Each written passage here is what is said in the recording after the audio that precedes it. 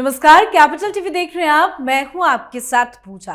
बांग्लादेश की पूर्व प्रधानमंत्री शेख हसीना ने सत्ता से बेदखल होने के बाद चुप्पी तोड़ते हुए अपने खिलाफ हुए तख्तापलट को विदेशी आतंकी साजिश करार दिया है। उन्होंने सीधे तौर पर अमेरिका और पाकिस्तान पर आरोप लगाया कि दोनों ने मिलकर उन्हें सत्ता से हटाने की साजिश रची। बड़ी बात यह कि शेख हसीना का यह बयान ऐसे वक्त में आया है जब बांग्लादेश के राजनीतिक हालात ठीक नहीं है। ढाका में जबरदस्त हलचल है और अंदर खाने खिचड़ी पक रही है, और ये खिचड़ी पाकिस्तान बांग्लादेश में बड़े सलीके से पका रहा है। ये खिचड़ी है साजिश की, रणनीति की और भारत के खिलाफ रची जा रही नई चाल की। खबर यह है कि ढाका स्थित पाकिस्तान हाई कमीशन में अब स्पेशल आईएसआई सेल बना दिया गया है। यह फैसला पाकिस्तान के joint chiefs of staff committee के चेयरमैन जनरल साहिर शमशाद मिर्जा की 4 दिवसीय ढाका यात्रा के तुरंत बाद लिया गया। और याद रखिए, जनरल मिर्जा पाकिस्तान में फील्ड मार्शल आसिम मुनीर के बाद नंबर 2 पर है। साथ ही अब Pakistan navy chief admiral Naveed Chaudhry का 8 नवंबर को बांग्लादेश का दौरा है। पाक के नेवी चीफ 4 दिन तक बांग्लादेश में ही रहेंगे। तो सवाल यह है कि बांग्लादेश में शेख हसीना के तख्तापलट के बाद पाकिस्तान ने अपनी सक्रियता क्यों इतनी बढ़ा दी है? क्या खिचड़ी पक रही है बांग्लादेश और पाकिस्तान के बीच में? आज इसे समझेंगे। चर्चा के लिए मेरे साथ ऑनलाइन जुड़े हुए हैं कैपिटल टीवी के editor in chief doctor Manish Kumar. Doctor साहब, बहुत बहुत स्वागत है आपका। धन्यवाद। सर, बांग्लादेश में पाकिस्तान इतना ज्यादा एक्टिव क्यों हो गया है? क्या कोई खिचड़ी पक रही है? बांग्लादेश में वाकई बहुत कुछ होने जा रहा है और उसके तमाम संकेत मिल रहे हैं। अचानक से पाकिस्तानी जनरल का वहां जाना जी, उसको एक ऐसे बांग्लादेश का मानचित्र इस बूढ़े यूनुस ने दिया जिसमें नॉर्थ ईस्ट का भारत का हिस्सा वो ग्रेटर बांग्लादेश में दिखाया गया।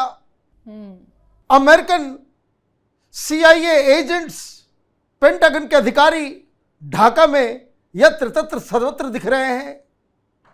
और इस बीच शेख हसीना का सामने आना और ये कहना कि ये कोई क्रांति नहीं हुई थी जिसकी वजह से हमें छोड़ के आना पड़ा जी, ये अमेरिकन डिज़ाइन था, सपोर्टेड बाय पाकिस्तानी ISI। और इन लोगों ने इतना दबाव क्रिएट किया और हमारे आर्मी चीफ ने हमें सजेस्ट किया कि आप देश छोड़ के चले जाएं। ये कोई क्रांति नहीं, कोई जन आंदोलन नहीं, बल्कि शेख हसीना ने इसे एक्ट ऑफ टेररिज्म कहा है। ये आतंकवाद का उन्हें संज्ञा दिया गया है। तो ये सारी चीज़ें हो रही है, क्यों हो रही है इसे समझने की आवश्यकता है। और इसलिए भी समझने की आवश्यकता है क्योंकि यह खबर आ रही है कि बांग्लादेश के बॉर्डर के आसपास हिंदुस्तान की सरकार ने BSF को एक्शनेबल प्रिपरेशन करने को तैयार कर दिया है जी। मतलब कभी भी कुछ भी वहां हो सकता है बड़ा, और ये बड़ी घटना इसलिए अंजाम दी जाएगी क्योंकि वहां पे यूनुस वो कोई इलेक्शन करवाने वाला नहीं है। कई सारे बांग्लादेश में बैठे पत्रकारों से हमारी बातचीत हुई। वहां अब बांग्लादेश के अंदर पत्रकार खुले रूप से अपनी बात को नहीं रख सकते, बोल नहीं सकते। अगर वो बोलते हैं तो उनके परिवार वालों को धमकी दी जाती है, उनकी बेटियों को खदेड़ा जाता है। इस तरह का माहौल, ये रवीश कुमार, ये वाजपेयी, ये पता नहीं इस तरह के तमाम यूट्यूबर्स जो नाच रहे थे कि क्रांति आ गई, क्रांति आ गई, तानाशाह जो है खत्म हो गया, बांग्लादेश के अंदर में ऐसा हिंदुस्तान में भी होगा। और इस तरह से कई सारे ये टुटपुंजिए कांग्रेसी नेता जी और विपक्ष के इंडी गठबंधन के कई सारे मूर्ख किस्म के नेता ये जो कह रहे थे कि बांग्लादेश के अंदर जो हाल हुआ वो हिंदुस्तान में भी कभी हो सकता है, उनके चेहरे पे अब कालिख पुती जा रही है। क्यों? क्योंकि अब वहां पे जो खबर आ रही है वो ये कि आतंकवादियों को पाल पोस रहा है ये बुढ़ा यूनुस। इसने ये तय कर लिया है कि internal and external problem create करके वो इस इलेक्शन को टाल सके। मतलब इलेक्शंस नहीं होने वाले हैं और उसका किस तरीके से इसने तैयारी कर रखी है। वो तैयारी इस प्रकार से है कि एक तो ये शमशेर मिर्जा, ये जॉइंट स्टाफ का जो चीफ है पाकिस्तान आर्मी का, वो वहां पहुंचता है। उससे पहले 2-3 डिसीजंस इस यूनुस ने लिया कि पाकिस्तानी कार्गो को बिना किसी चेकिंग के वो बांग्लादेश में पोर्ट किया जा सकता है। पाकिस्तानी शख्स को वीजा फ्री एंट्री है, मतलब आतंकवादी भी आएंगे और साथ ही साथ हथियार वो भी सप्लाई होगा। ये सारी चीजें इसलिए हो रही है क्योंकि अब वहां पे इस्लामिक फंडामेंटलिस्ट, ये मेगासेसे अवार्ड पता नहीं किन किन चिरकुट लोगों को दिया जाता है, किस तरह के लोगों को नोबेल पीस प्राइज दिया जाता है। ये इस तरीके की चीजें, ये शख्स बांग्लादेश में आकर के, अभी क्या खबर आई, वो जो जिहादियों की फैक्ट्री चलाने वाला, मुसलमानों को बरगलाकर वो खुद को हमलावर बनाने वाला, सुसाइड बॉम्बर बनाने वाला जाकिर नाइक का वो पीस टीवी, जाकिर नाइक को बुलाया गया बांग्लादेश, जो आतंकवादी विचारधारा को मुस्लिम समाज के अंदर जहर की तरह फैलाता है, वो अब वहाँ का स्टेट गेस्ट है। पाकिस्तान गया था, जो बहुत सारी कंट्रोवर्सीज हो गई थी, इतने सारे सूटकेस लेकर के गया कि एयरपोर्ट के ऊपर कहा गया भाई पैसे दो। अब वहाँ पे पीस टीवी भी ऑन हो गया, जो शेख हसीना ने बैन कर रखा था। ये तमाम पाकिस्तानी एजेंट्स वो वहाँ पे रोहिंग्यास उसको ट्रेन कर रहे हैं। प्लान ये है, जो बड़ी खबर आ रही है, प्लान ये है कि जिस तरीके से मुनीर ने अपनी सत्ता को, अपनी कुर्सी को बचाने के लिए ये सारा कुछ किया कि आपने एक टेररिस्ट अटैक हिंदुस्तान में करवा दिया, हिंदुस्तान ने रिटेलिएट किया और उसके बाद जब ये क्राइसिस क्रिएट हुई तो आप अपने आप को फील्ड मार्शल भी बना लो और अपने एक्सटेंशन को जो 2035 तक करने के लिए दबाव डालो। आप जो है सारी चीज़ें अपने हाथ में ले लो, सरकार जो है वो पीछे चली जाती है और आर्मी चीफ जो है वो हेड बन जाता है। तो ऐसी स्थिति बांग्लादेश में फिर से ये तैयार कर रहा है। वाकई में आतंकवादियों को तो बढ़ावा दिया जा रहा है, इसमें तो अब कोई बात छिपी रह ही नहीं गई है। पर इसके पीछे का मकसद क्या है, क्या है इनका मॉडस ऑपरेंडी? देखिए, यूनिस की जो मॉडस ऑपरेंडी बिल्कुल साफ है कि एक जो बड़ी चीज जो बताया जा रहा है कि internally there is going to be a terror attack. ये वहां के बड़े बड़े एक्सपर्ट्स बता रहे हैं, बीएनपी का लीडर बता रहा है कि इलेक्शन को टालने के लिए इसने तरह तरह के प्रपंच किए हैं। वहां एक एनसीपी है, citizens party, national citizens party नाम से, जो स्टूडेंट्स लोगों ने बनाया है, उनको बैन करने की बात चल रही है और वो धमकी दे रहा है। और ये बताया जा रहा है कि उन लोगों के पास ऑलरेडी पाकिस्तानियों ने आर्म्स दे दिए हैं। मतलब जिन लोगों ने, जिन यूथ लुम्पेन ब्रिगेड ने शेख हसीना के खिलाफ आंदोलन करके, आगजनी करके 1400 लोगों को मार के इन लोगों ने वहां पे सत्ता परिवर्तन कराया, अब उनको इलेक्शन से बाहर रखने की बात चल रही है। और ये बताया जा रहा है कि उन लोगों के पास ऑलरेडी हथियार पहुंचे हुए हैं। कई सारी रिपोर्ट्स आ गई कि अगर 5 अगस्त को शेख हसीना नहीं गई होती तो ढाका में खून की नदियां बहती, हथियार से उस पूरी तरह से लैस थे। जमात के लोग, आईएसआई के लोग वहां ऑलरेडी अपनी पकड़ बना चुके हैं। तो एक तो इंटरनल और दूसरा जो प्लान है कि बॉर्डर के ऊपर हिंदुस्तान के साथ 2-2 हाथ करे, भाई लोग मारे जाएंगे। आप बांग्लादेश के टेररिस्टों के द्वारा कलकत्ता में, असम के अंदर कहीं भी आप छोटा मोटा आप कांड करवा दो, फिर हिंदुस्तान तो छोड़ेगा नहीं, हिंदुस्तान तो घुस के मारेगा जी। ये सारी चीजें ऑलरेडी की जा रही है कि घुस के मारने की आदत है हिंदुस्तान की। तो अगर वो इंटरनल क्राइसिस क्रिएट हो गया तो वहां की सरकार क्या करेगी?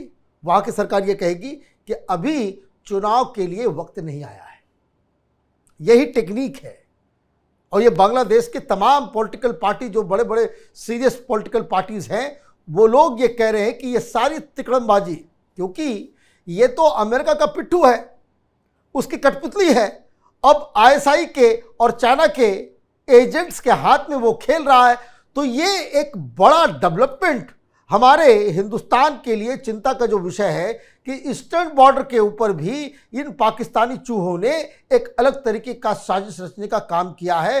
तो ये हिंदुस्तान के लिए वॉच आउट करने की बात है। और इसीलिए जो मैंने कहा कि गृह मंत्रालय के तरफ से बॉर्डर के ऊपर बिल्कुल हाई अलर्ट कर दिया गया है कि किसी भी तरह की कोई बात होगी तो फौरन उसके खिलाफ जो है वो एक्शन लिया जाए।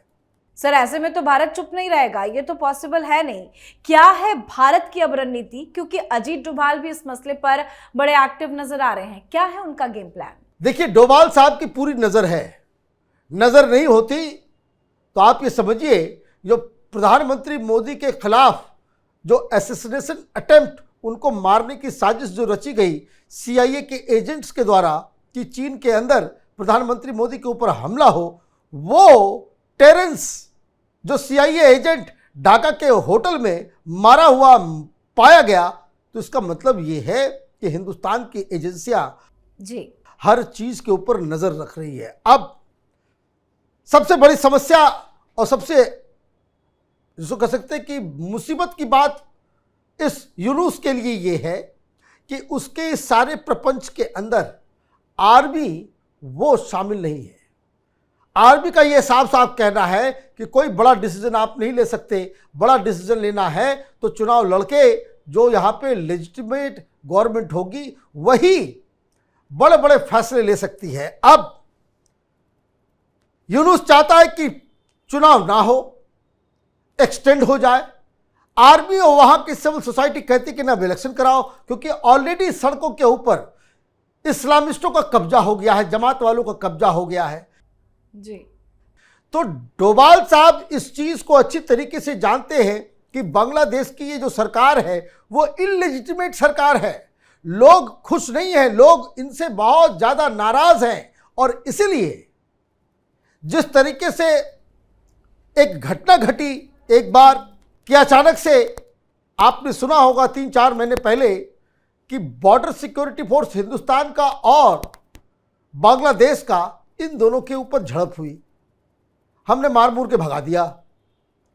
जब वो भगाया गया वहां पे गोलियां चली तो आर्मी चीफ वो अलर्ट हुए, बांग्लादेश के आर्मी चीफ।